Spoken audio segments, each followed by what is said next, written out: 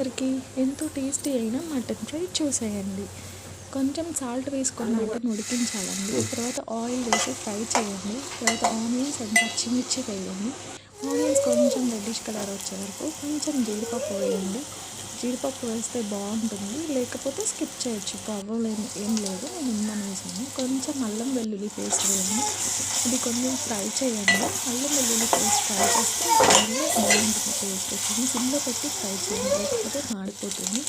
And ఇంకొంచెం పసుపు add చేయండి. పసుపు వేస్తే కలర్ఫుల్గా ఉంటుంది కర్రీస్. నేను అన్నిట్లో వేస్తానండి. మీకు ఇష్టం లేకపోతే స్కిప్ చేసుకోవచ్చు. అంటే కొంచెం కారంలో పసుపు యాడ్ చేస్తారు కదా, వేయరు. అండ్ ఇంకొంచెం కారం వేయండి. నేనైతే 1.5 స్పూన్ వేసానండి. మీకు ఎంత తగ్గకపోతే అంత వేసుకోండి. మీ టేస్ట్ ఎట్లా కావాలంటే కారం ఎట్లా తింటారు అనేసి మీరు. అండ్ ఇంకొంచెం కారంని ఫ్రై చేయండి దాంట్లో కర్రీలో, లేకపోతే సిమ్లో పెట్టి ఫ్రై చేయాలి, లేకపోతే మాడిపోతుంది. అండ్ ఇంకొంచెం కొత్తిమీర వేసి గార్నిష్కి బాగుంటుంది చూడ్డానికి.